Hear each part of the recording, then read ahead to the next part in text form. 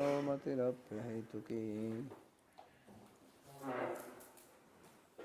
So we're reading from Sri Tattva Sandarbha, and we completed reading the Mangalacharan invocation. So in the last verse we read how Sri Jiva Goswami he gives the gist of all the Sandarbhas in one verse. He speaks about the subject matter, the process, the person who is qualified, the object to be achieved. So everything is described in this verse. And now he begins the subject. So naturally the first thing which is to be sorted out is how do we gain knowledge? Because he is talking about Krishna Prema and he is talking about the various manifestations of Krishna. So how do we know Krishna, or how do we know reality? This is the big question. So therefore in Anucheda number 9, he begins speaking about pramana. So pramana, the word pramana means knowledge or valid cognition is called prama, and pramana is the means for that. So prama karanam pramanam. The karana or the most essential cause for attaining proper understanding, proper cognition, valid knowledge, that is called pramana. So if pramana is proper, then knowledge will be proper. If pramana is improper, then obviously knowledge. If the means is wrong, if we are seeing through some glass and glass is covered with dust, then we cannot see properly. So the question is that how can we know about this reality which he has mentioned here as Krishna? So every school of philosophy begins with Pramana Shastra, epistemology. And Jiva Goswami also starts with this, and he does not go much into details as you will see in some other schools about all this prataksha, etc., perception, inference. So he straight away comes to Shabda, as we will read this. And because of this, many objections have been raised on Jiva Goswami. Many people have criticized him, beginning from S.K. Day, who is the Bhishma Pitamaha of Gaudiya Vaishnava philosophy, a writer. Anybody who reads, they have to read S.K. Day. So S.K. Day is very critical of Jiva Goswami's methodology, and he calls him sectarian and all these words. And taking cue from him, then everybody seems to follow him, including Gaudiya Vaishnavas. So this is all because of not understanding what he is trying to say, because he writes very brief, very concise. So brevity is his style, especially at least in this part, epistemology. And because of that he is misunderstood. Some people think that he doesn't accept any prataksha, etc. That's not true. So actually some years ago I wrote an article with Janki Ram Jonathan Edelman. He's a professor in Florida. In that time he was in Mississippi. And I have forwarded this to all the people who are on Jiva Tirtha forum.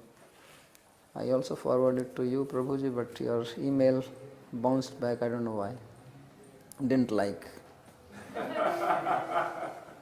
So it's a long article, about 25 pages, and because tomorrow there is no class, so read it thoroughly, because all these objections, not all of them, but some of them have been answered here.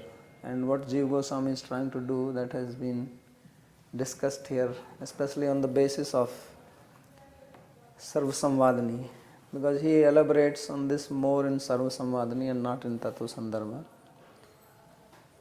So it is important to know what he is actually trying to get at and what is his meaning when he says that he accepts Shabda as the Pramana. So I will first read what he says. He says, Athaivam Suchitanam Sri Krishna Tad Vachya Vachakta Lakshana Sambandha Tad Bhajan Lakshana Vidheya Sapariya Abhidheya Tad Prema Lakshana Prayojanakya Akhyanam Arthanam Nirnayaya Tavat Pramanam Nirniyate. So Tavat Pramanam Nirniyate, that first we ascertain what is the Pramana. So 4 topics were suggested in the verse, the previous verse, which we did, number 8. So Sri Krishna is the subject, he is the Vishaya of the book, and the book's relation was Sambandha. So Sri Krishna Tad Vachya Vachakta Lakshana Sambandha. So relationship of the book with the subject is usually called Vachya Vachaka, which means signifier and the signified, that the word and its meaning have a relationship. If we say the word cup, then the word cup makes you think of the object cup. So why do you think of the object when you hear the sound cup, C-U-P? Because there is a relationship between the sound cup and the object. So that relationship is called Vachya Vachaka. And this is very important to understand here, because this relationship of Vachya Vachaka in the ordinary language is something which is agreed upon by people. Whenever the language came into existence, then you agree that we are going to call this as a marker. Right? So everybody accepts this is a marker, or this will call iPhone. So everybody accepts that iPhone, cell phone, mobile, some words. So this is called Shakti, that there is some Shakti in the word. In Nyaya, this is called Shaktivad. So here there is a little difference, and that difference is important to understand. So before this Anucheda, there is a prologue, and this is written by our Navdeepji, who is fortunately here. So epistemological validity of the Vedas, Itihasas and Puranas culminating in Śrīmad-Bhāgavatam. So this Shabda as Pramana it is not only in the sense as we think, because we call it marker, we can call it something else if we all decide, and there will be no problem. But when Krishna is called Krishna, then you cannot decide to call him something else. He is Krishna before you were born, he will be Krishna after you are gone. Because nobody gave him this name Krishna, and then when you were born, you were given a name. And that the relationship was established between you and your name. Before you were born, the name would have been existed before that also. Krishna Das, John, William, whatever, Sarvdarshi. So the name was already there, but when you were born, that name was then attached to you. And then whenever somebody comes and sees you as a baby, they ask, what is his name? Oh, his name is Sarvdarshi. So then you are establishing a relationship between you and your name. It was not pre-existing. So this is Vachya Vachak Sambandha. This is the relationship between signifier and the signified. So here we are establishing that relationship. The word Sarvdarshi or word William may have some other meaning, but now we have established with this to this specific person. Or similarly, some new object we create, we establish a relationship. But in case of the absolute reality, who is going to establish that relationship? Because he predates everybody. Hameva ashameva agre nanyat sadasat param. Right? I existed before everything. So nobody can establish the relationship between him and his name. So it is he who actually revealed it. So that's why it is called Swam Prakash. So God's name is Swam Prakasha. It is self-effulgent and it is Swam Siddha. It is existing eternally. It is not created by somebody. So there also the relationship is there between the word and the object.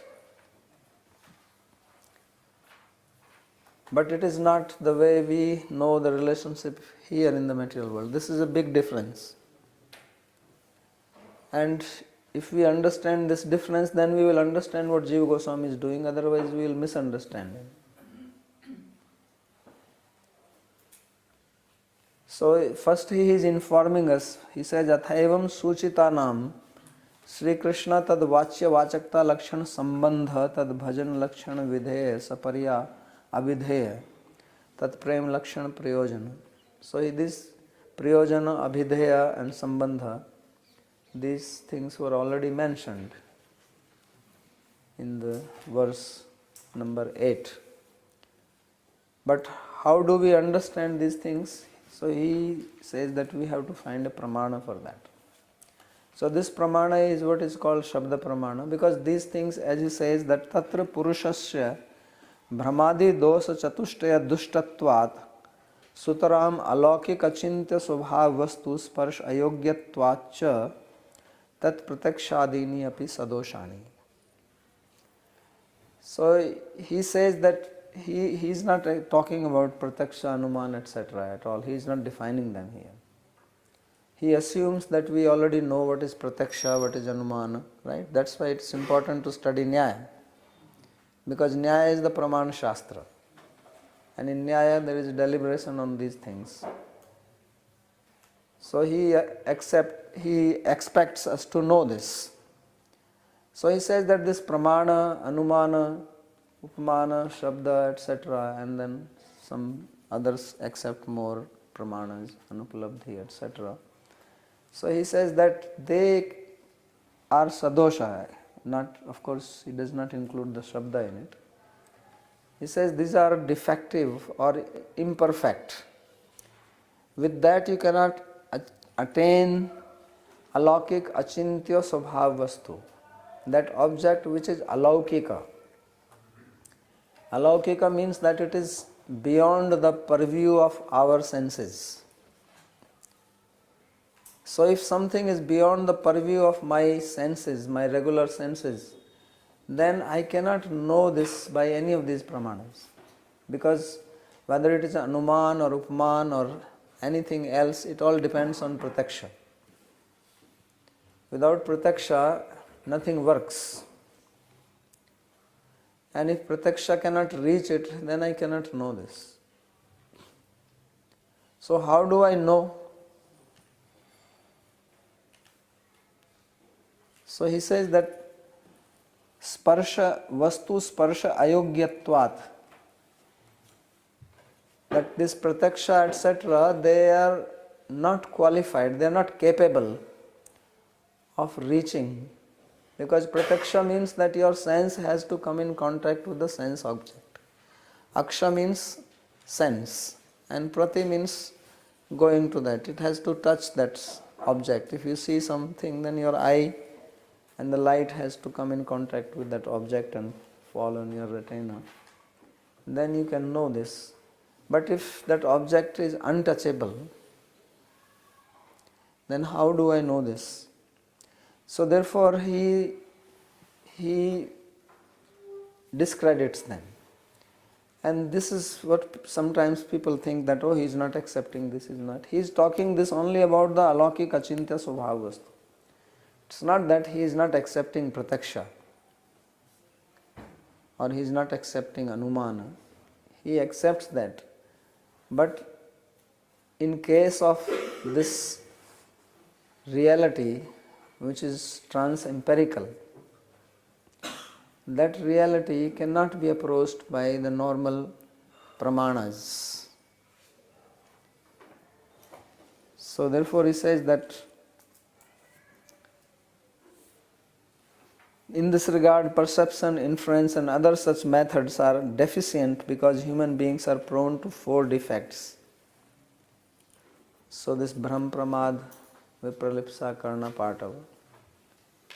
So our senses have limitations, and he is Adhokshaja. Adhokshaja means who is beyond the Akshaja. Aksha is senses and Akshaja is the sense perception, and Adhokshaja means who is above that. The sense perception remains below that. So how to know this? So this is the difficulty. This is the big problem when it comes to understanding reality. If you limit yourself to only your sense perception like Charvakas or modern science, then you cannot know this alaukika chinta svabhavastu. And if you find something else, then they say, well, this is your dogma. This is sectarian because you are talking about some book. So how to solve this problem, that's what he talks about that. So that has to be understood. So Jiva Goswami, he says that can be known only through Shabda, as we will go further down. So you can read the commentary on this, I am not going to talk about it.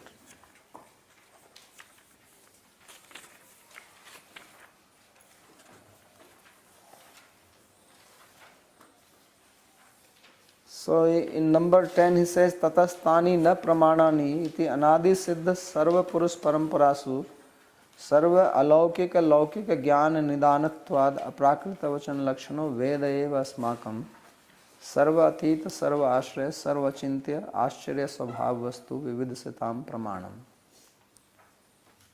Can I ask a question about number 9 before moving on? Yes. So the third defect is misrepresentational bias that's subscribed to an ordinary person. So we can presume this to be someone that's not in a samadhi state. My question is, it would seem that this bias may also refer to someone that's in a samadhi state for 2 reasons. One still is embodied and therefore has a mind-body apparatus which is filtering this information. But 2, and perhaps more importantly, is the fact that as we later learn, one is still only seeing an aspect of that reality, even though it's unmediated. And now there's a difference between who's delimiting that. It's coming from Paramatma as opposed to the person's mind, but it's still delimited. So I'm wondering if we can, how to explain that. Maybe it's a different category, but it seems to be some sort of misrepresentational bias. No, that is not misrepresentation. First of all, to answer your first part of question, that he is living in mind-body complex and therefore he is going to filter. When we are talking about this sarva alaukik achintya vastu, the process there is not filtering through the mind-body complex. That is the whole idea. The perception which this person will have in the state of samadhi, that is not coming through this filter. So there is no such bias or limitation. You understand?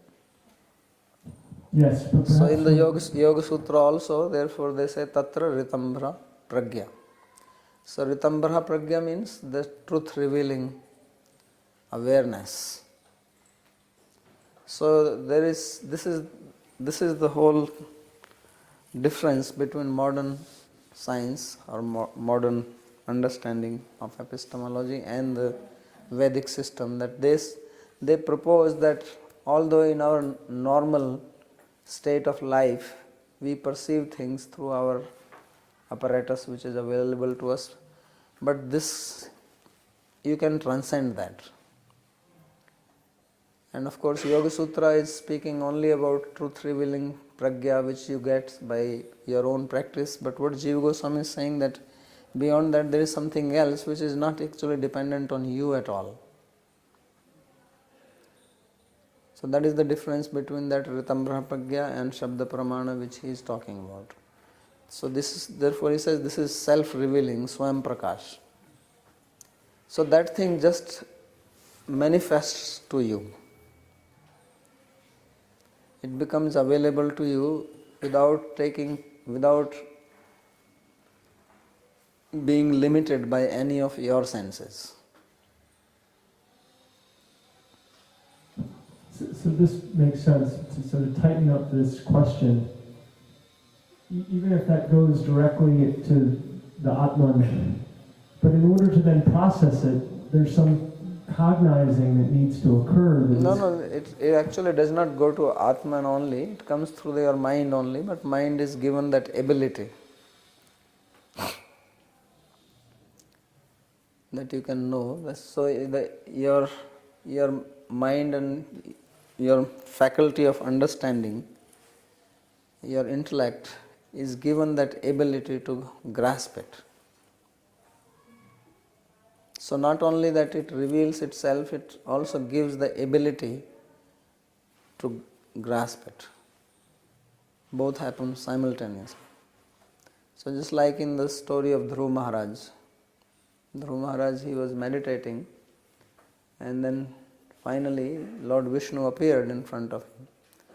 So he wanted to, recite some prayers, but he was unable to do that because he was a child, he did not know what to say. So then Lord touched him with his conch, his cheek. When I was a child, when I heard the story, I used to think, wow, I want that. This is so nice that somebody touches you with the conch and you get the knowledge. So that is to show that this knowledge was just given to him. Otherwise, physically, he was not capable of knowing this, because he didn't know proper language or anything like that. So he was also given the ability to understand, besides the knowledge, but also how to digest it, how to assimilate it. That power was also given to him by the same source. So that is the difference. Now the thing comes that after that happens, then you have to express it to people in language. Right? So that is what Shastra is. So Shastra is originally given, say, by Lord Krishna or Vishnu to Brahma. Vedas were given to him, Chatusloki Bhagavatam was given to him. So he got it, and then he teaches it to others. So when he is teaching it to others, then it is a sound which can be interpreted by you at your own level. But what is the process is that now you are expected to come to that level of the sound. So there are two ways. One is that you can study the Vedas or even the Sandarbhas objectively. And that's why Jiva Goswami forbids that. This is what he said, that Krishna bhajanai ka bhilashavan tenaiva drishyatam etad anyasmai shapato arpita. So he says that this should be studied only by a person whose desire is only to worship Krishna. Which means not doing an objective study. Because if you do objective study, you can know things, you can acquire knowledge, but that's not the purpose of this book. It is not a book of science or book of quantum mechanics or anything like that. So you have to actually become one with it. So then when you become one with it, then this will reveal to you the same thing which was revealed earlier. And that is the meaning of parampara. So parampara is not just hearing the knowledge, but also having an experience of that.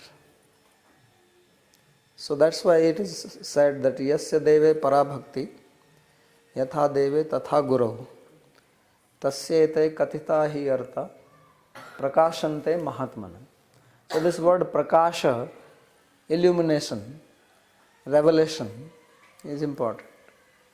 That when you have devotion to the Guru, to the teacher, as you have to God, which means that you have oneness of the heart. So then these things, kathita hi artha, means these meanings which have been spoken, which you have also heard from the teacher, then they become revealed to you. So that is Jnana and Vijnana. So that's what Krishna says, Jnana Vijnana Sahitam Vakshyami Hit Kamya.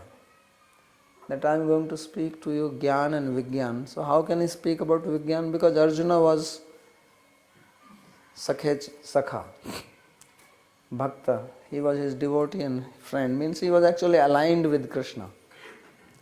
That's why he says that Nashto Moha Smritir Labdha Tvan Prasadat Mayachyuta. He says that now my moha is gone by your prasad, by your grace. He is not saying by my own capacity of hearing and understanding. He says Tvat Prasadat. By your grace, now my delusion is dispelled. So this is the process. So this is the same process. Vyasa, he heard also Bhagavatam from Narada. But then he sits down in meditation. Bhakti yogena manasi samyak pranihita male apashyat purusham purnam mayam cha tadapashrayam. So he heard it and then he realized it by sitting down in Bhakti Yoga Samadhi. When samyak pranihita amale, then he is fully aligned. Purity. So then Manasi, in the mind it was all revealed to him. Bhakti Yogena Manasi, in the mind. So that mind was pure mind. So purity means not having this idea of separateness, this prathak bhav. This removing this, because the basic disease is that we think we are different from God. Different means independent. This is the disease. So when I think I am independent of God, then I don't understand Him. Because you cannot understand anything by being different. You see, if you want to measure temperature, so how do you measure temperature? If you have a cup of water, warm, and you want to know what is the temperature of this water, you put thermometer inside it, right? So what is happening is that thermometer is actually becoming one with water. One with water means at the heat level. At the heat level there is oneness of the thermometer with the water, and then you know that this is the temperature. If you keep the thermometer outside, then you cannot know the temperature of the water. So as long as there is a prathak bhav, means separate existence. Bhava also means awareness, consciousness, existence also. So as long as there is a separate existence, you cannot know this. To know anything, you have to become one with that. That's why Krishna says, Bhaktya mam abhijanati yavan yaschasmi tattvata. That I am known only by bhakti. Why? And this is not attacking yoga or jnana or any other path. This is the process.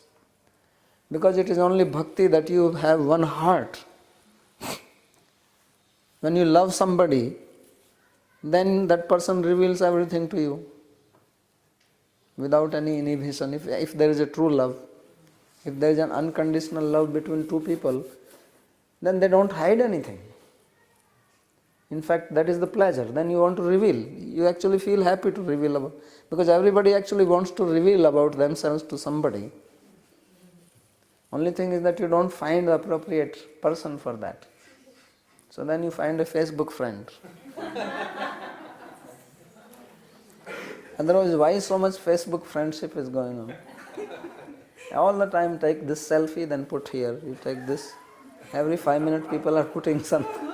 So you are actually trying to reveal, but still you don't want to reveal your heart unless you are very intimate with somebody. So God actually also likes to reveal Himself when He sees that somebody is very intimate. So then He says, that's why Krishna says, Bhaktosi me sakha cheti rahasyam hi etaduttamam. That because you are my bhakta, you are my devotee, you are my friend, I will tell you the rahasya. Sarva guhyatamam bhuya shrunu me paramam vacha. So why is sarva guhyatamam?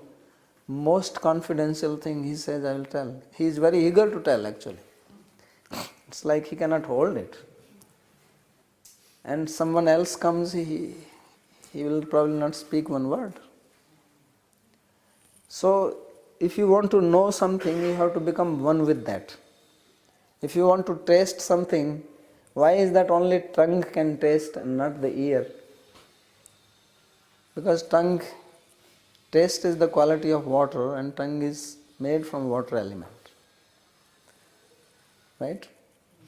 The sense of taste is made from water element which has the characteristic. So why only ear can hear? Because ear is made of Akash Tattva. Then somebody asked a question in Nyaya that why is that in case of Akasha it is the direct guna and in other case you have to go through something else. If you want to taste something, you have to come in contact with that object and then the quality. So there is a relationship of Sanyukta Samvaya. In case of sound it is direct Samvaya Sambandha. So the reason for that is that Akasha is unlimited. It cannot be bifurcated. So the sense and the tattva, they are one. In case of water, air, fire, earth, they can be limited. So you can have a sense made one part of earth and then there is a earth which can be the subject or object of your sense perception. So sense can be separate and then the object is separate, then you have to go through the object. So the relationship becomes two-step relationship. In case of sound, you don't have two steps. That is the beauty of sound, Shabda. So anyway, the point was that to have an understanding of this, you have to align with it in your consciousness. You cannot maintain separate existence and then understand it. You can have, of course, some understanding. It is not that you don't. Just like if you keep your thermometer close to the cup, it can also tell you some temperature, but not the exact one.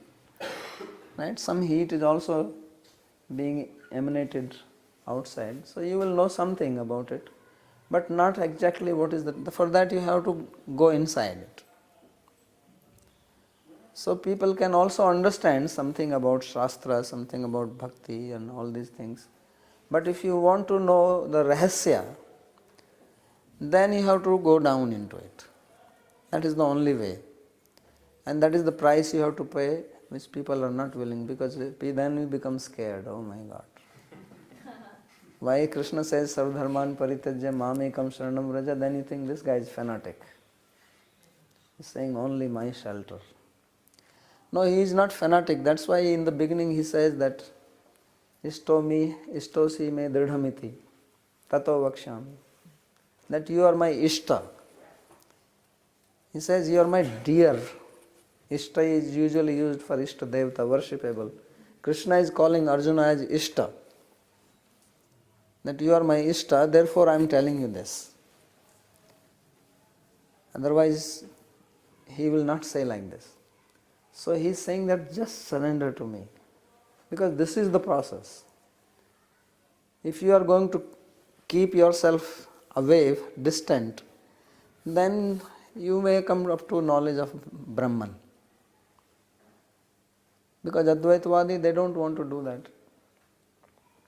So then they can know Chinmatra Satta, Nigme api kochit Chinmatra Satta. So then you can only know Chinmatra. It's like standing outside the cup, your thermometer. You are rotating around it. So it get only Chinmatra. Little bit of temperature. Okay. But not really.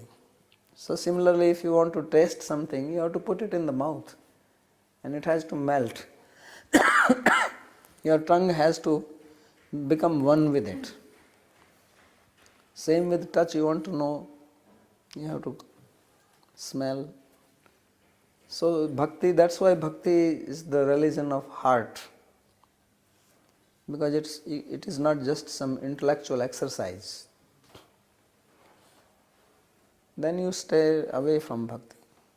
If you want to just do an intellectual exercise, then you can do something else. But if you want to be in bhakti, then you have to.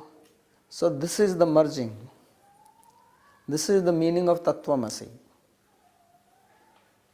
This is the real meaning of Tattvamasi, that you become that in love. And then you know, Yasmin Vigyate Sarvam Vigyatam Bhavati. Then by knowing him, everything becomes, then everything is revealed to you. So that is what Jiva Goswami is speaking about here. This pramana when he is talking.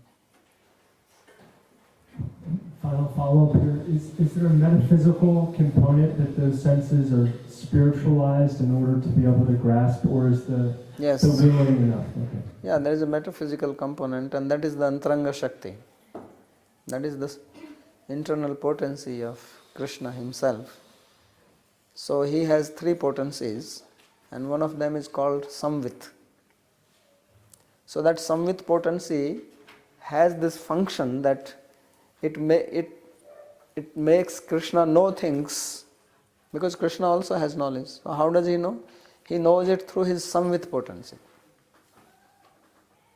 And it is through Samvit potency that he makes others know. So that is the metaphysical thing, that Samvit potency. So that Samvit potency reveals, it gives the power. Just like in the material world, we know things through Sattva. When we understand things in the material world properly, that is because of Sattva Guna. But Sattva Guna cannot reveal Vishuddha Sattva. So Sattvam Vishuddham Vasudeva Sabditam. So that Vishuddha Sattva is Vasudeva, and it is in that Vishuddha Sattva that Iyate Puman Apavrita. That it is in that Vishuddha Sattva that Puman, the Supreme Person, he becomes Apavrita, means uncovered, revealed. So that's why Krishna takes birth from Vasudeva. Vasudeva. He's called Vasudeva. The meaning why he takes birth from Vasudeva, because he is revealed in Vasudeva Tattva. So Sattvam Vishuddham Vasudeva Shabditam. That Vishuddha Sattva is called Vasudeva. And it is in that Vishuddha Sattva that he is revealed, not in Sattva Guna. So Sattva Guna does not have the power to reveal the Alaukika Achintya Vastu.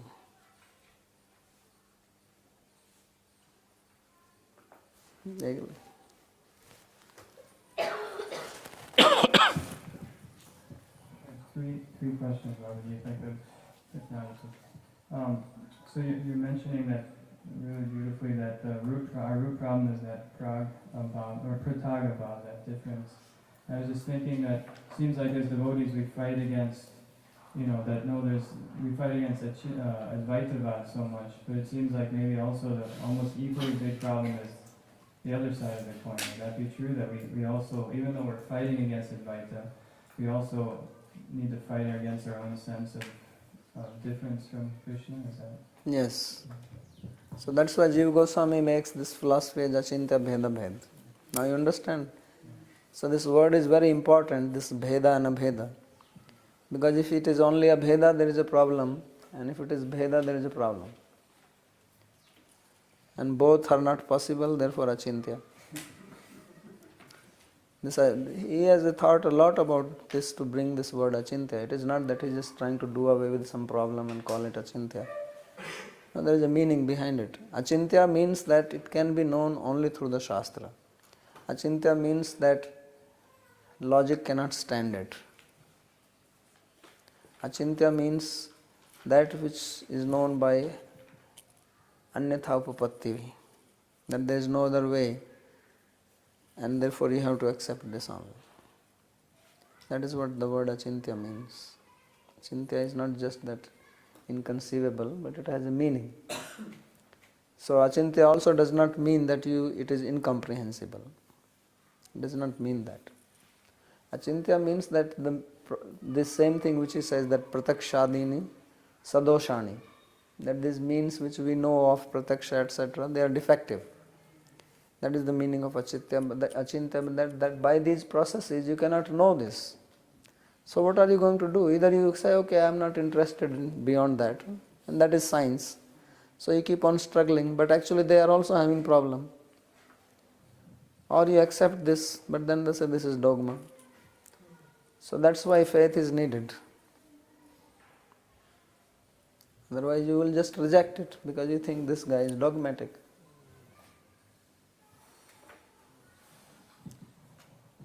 So it's a very difficult situation. Because if you just go with your logical mind, you are going to miss it. Because it is beyond that. And if you give up logical, then people say, well, that is blind faith. And it is also not blind faith. It is not blind faith. It is Shastriya Shraddha. So when I am saying Shraddha, don't think that it is just Shraddha because it is a Shraddha which comes by understanding Shastra. It is not some other Shraddha. Some people are just born in some family, they believe things. It is not that. This is a Shraddha which comes by understanding Shastra properly, and then you have. So Shraddha means that I don't have an experience yet, but I believe this is true, and then I follow the process. Then it will lead you.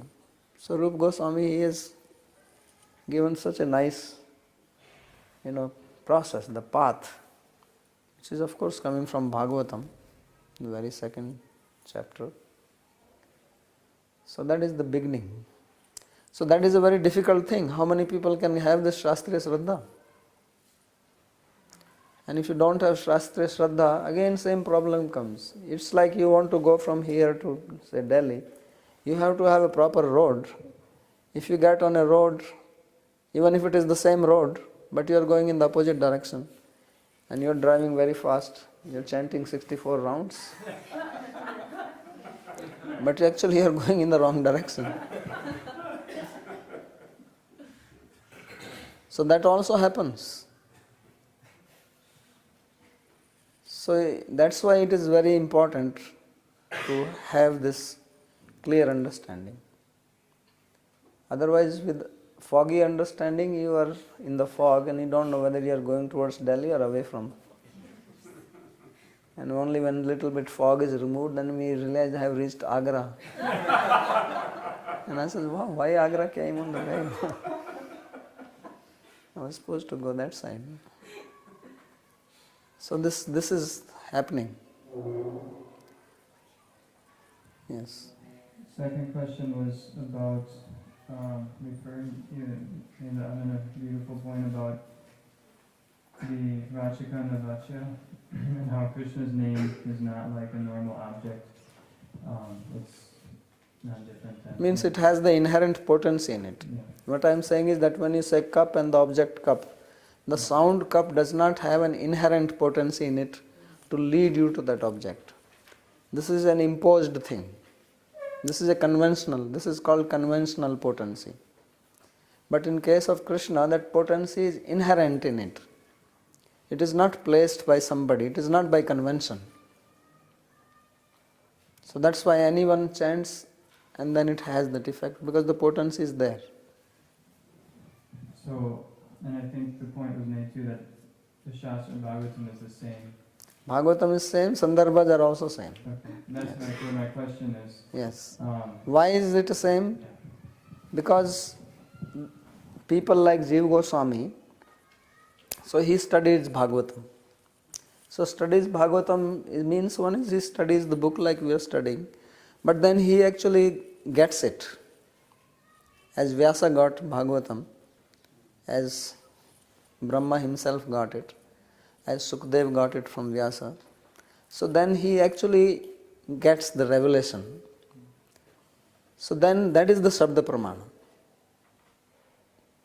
So the Shabda Pramana is actually a prataksha of a Vadushya, what we call as Apta Purusha in Nyaya. It is actually that person's direct experience. So he sees that. That's why is it said Vyas for Vyas, Apashyat Purusham Purnam. He saw it. So that means now he knows Bhagavatam. So when he knows, and then with that realization what he is writing, that is Shabda Pramana. Means now this Shabda is not just ordinary sound, it also has that power. That if you align with it, you will also get that. So this is the process. And this is actually what it means to be in the parampara. That is the significance of parampara. My third question, in regards to the pramanas themselves, well, the three that we talked about, is it our position or Jiva Goswami's position? Is Shabda king in all respects to all of them in all circumstances, or do the other ones like Pratyaksha and Anuman have their own, like is Pratyaksha for perceiving worldly objects, if would that have an authority over Shabda talking about that same object, or is it like, let's say, I don't know, I'm trying to think of an example. Let's say we're talking about cosmology. Something during the Shastra might be something different than we hear in, some modern thing. Not that their modern thing is always right, but let's say they come in conflict. Would our position or Jiva Goswami's position be that because it's a Laukika object, then Pratyaksha has precedence, or no? No, because what is being defined in Bhagavatam is not Laukika. So otherwise in Laukika world, Prataksha may take precedence, which obviously means that the Shabda was not right. That means it is not a Shabda of an Apta Purusha. Otherwise how it will be wrong? Because Shabda is based on Prataksha. Once you understand that Shabda is based on Prataksha and Prataksha of an Apta Purusha, then it cannot be wrong. That may be different thing that it has been expressed in such a way that it will need not just direct meaning or primary meaning. That is a different thing. Otherwise, it takes precedence. So if Prataksha and Shabda are not matching, then you have to see whether this Shabda is coming from Apta Purusha, because then only it is Pramana. And if it is coming from Apta Purusha, then you have to figure out why it is not matching.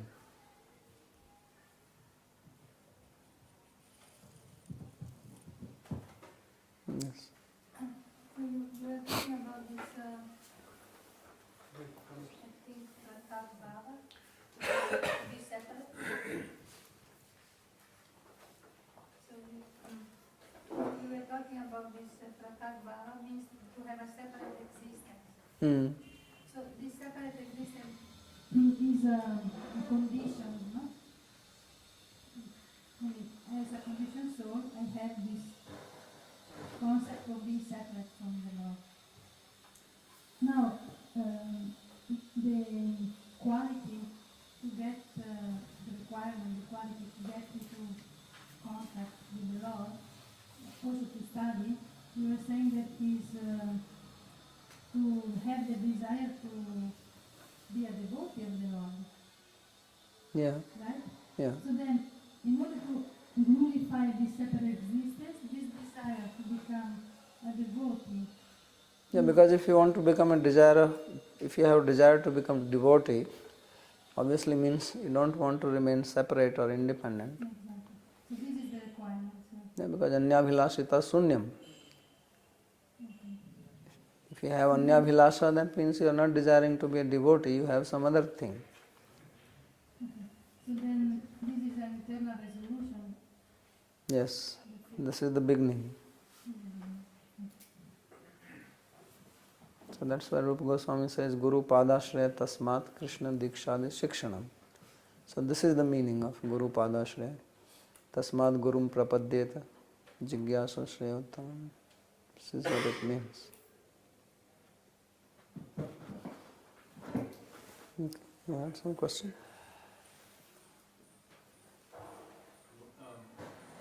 I just had two questions. One is, could you just go over that? You made a statement that when we contact sound, it's a one-step process as opposed to other sense objects, which are two steps. And I think you said Akash is Sarvavyapaka. There's still a Padartha, which is a quality. So how is that a one-step process as opposed to taste or any of the other senses? That's the first question.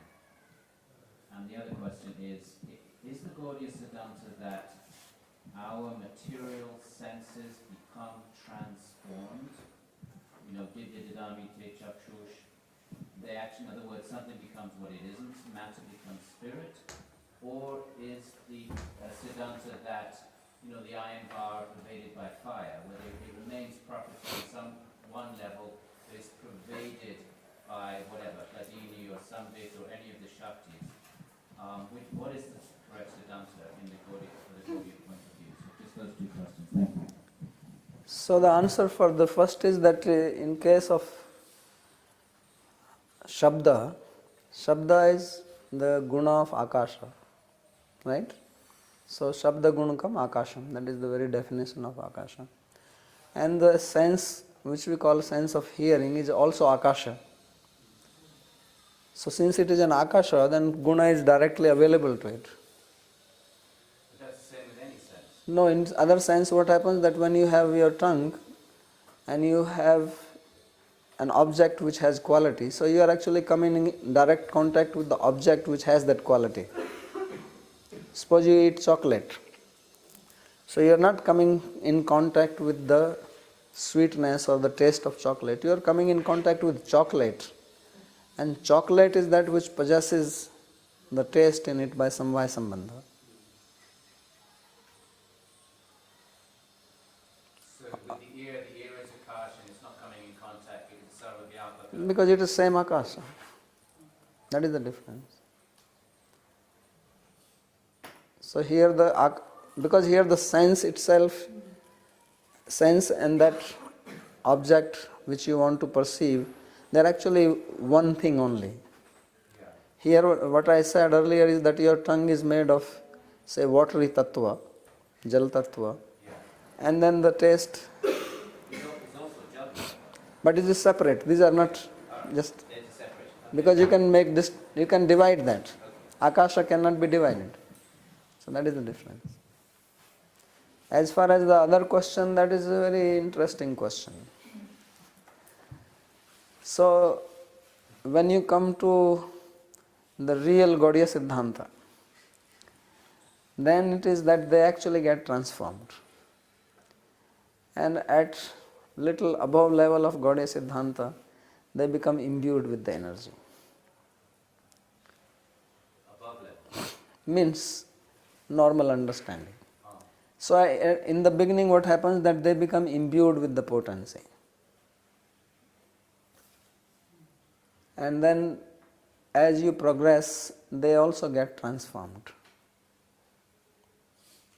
If that's the case, and if you were just to step outside of the Gaudiya box for a minute, don't you think Vallabha's interpretation is coherent, that it was spirit all along, it just was avibhava, avibhuta? Because otherwise we're dealing with, we have to face a situation where... There is a problem with that Siddhanta. You see, the problem with that Siddhanta is what he says is that Brahman has Sat Chit and Ananda, right? So when the Ananda part is Tirobhav, unmanifest, that is Jiva. And when Ananda and Chit, these two are unmanifest, that is Prakriti, right? That's what he says. So now by this what happens is that now the Brahman has directly the Prakriti part in it. So that means the deformations which happen in Prakriti are also happening in him. So that's why Jiva Goswami brings this Bheda Bhed thing, an external potency and internal potency. Because this is the thorny issue. So when you say Vishisht Advaita, Suddha Advaita, Vallabhacharya's philosophy, so then that part is also in it. And then the Jiva also has the Prakriti part in it. Because how you are not, where are you going to take that? But then the Gaudiya position has its own problem, which property is supposed to be eternal. If something is So therefore I gave two answers, and I said above level is that it just get imbued by like iron with fire, so no problem. So the other one I said is different. No need to talk about that.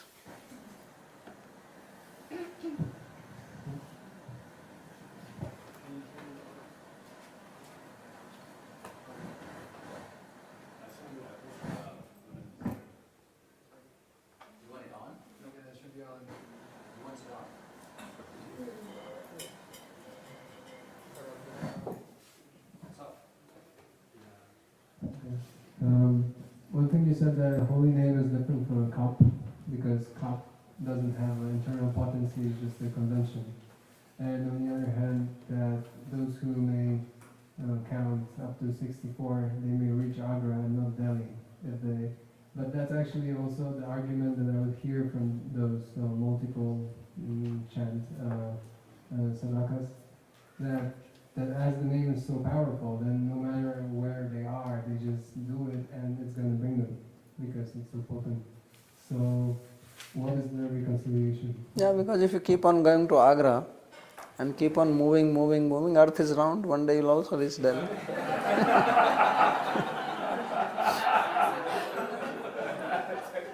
It just take longer time, that's it. So it's up to you whether you want to reach quickly or you want to take the long route. Maybe you want to see the world, go to South Pole and then come back. Yes, they will also reach. It's true.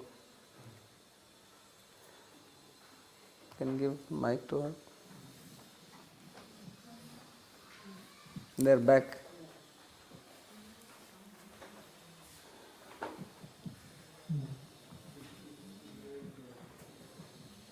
I have a question on Shastra Shraddha, which we, like I've seen from a lot of people that they have a lot of Lokika Shraddha. Lokika Shraddha. Most of the people depend on Lokika Shraddha. And for me also, I sometimes feel that when it comes from the Shraddha, Shraddha, it comes from the Parampara lineage, there must be something wrong or somewhere there must be a mistake, And how do we accept that? I mean, in the sense that how do we know where we're going? Well, and how do we have trust in Shastra? Because I want to do it, but then when I hear from people, then I get a little diverted, No, you hear from people or you have to hear from the teacher? I don't understand. Why do you hear from people? Because we generally talk to people or devotees. Yeah, so Shastriya Shraddha, first you understand what is Shastriya Shraddha. Shastriya Shraddha means that you study Shastra from a genuine qualified teacher. And then when you understand it, you believe that yes, this is right. That is called Shastriya Shraddha. Okay? Now what is your question? The Shabda which is written, when it comes down in Parampara, there must be some... No, this book is same. We have Jiva Goswami's Sandarbha. So what do you mean by coming in parampara? It was the way it was written, or Bhagavatam was written, it is same Bhagavatam. Shlokas, that's correct. I'm talking about the commentary part of it. Like some people are, translating it differently or not exactly. So then as they say that the proof of pudding is in the taste. So ultimately you have to have experience. Pratakshavgamam dharmam. Right? You have to have realization. So it should give you, ultimate test is that it should take you to the destination. It should give you experience.